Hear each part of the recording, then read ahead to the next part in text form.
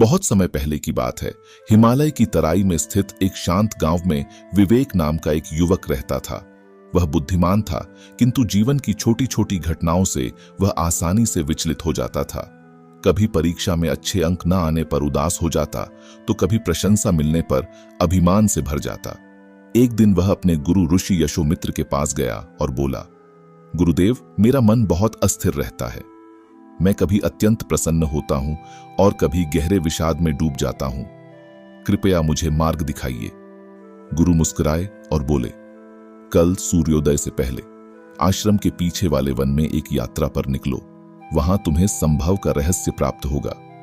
अगले दिन विवेक यात्रा पर निकल पड़ा।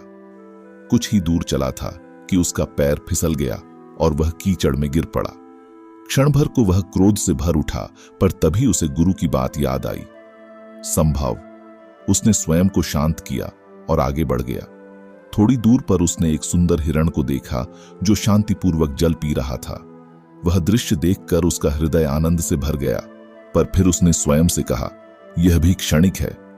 अग्रसर होते हुए उसे एक वृद्ध व्यक्ति मिला जो लकड़ियों का भारी गट्ठर उठाने का प्रयास कर रहा था। विवेक ने उनकी सहायता की। वृद्ध ने प्रसन्न होकर आशीर्वाद दिया, तुम्हारा जीवन सदा सुखमय हो। विवेक मुस्कुराया, पर मन में सोचा, सुख और दुख दोनों ही क्षणिक हैं। शाम होते होते जब वह आश्रम लौटा तो गुरु मुस्कुराते हुए बोले, क्या तुमने संभव का अनुभव किया? विवेक ने श्रद्धा से सिर झुकाकर कहा, हाँ गुरुदेव, जीवन की घटनाएं कभी सुख देती हैं, कभी दुख, कभी लाभ होता है, कभी हानि, पर इनमें उलझने वाला मन ही दुखी होता है। जो संभव धारण करता है वही सच्चे शांतिपट को प्राप्त करता है। संदेश, जीवन की हर परिस्थिति, चाहे वह आनंददायक हो या कष्टकारी, एक अनुभव मात्र है।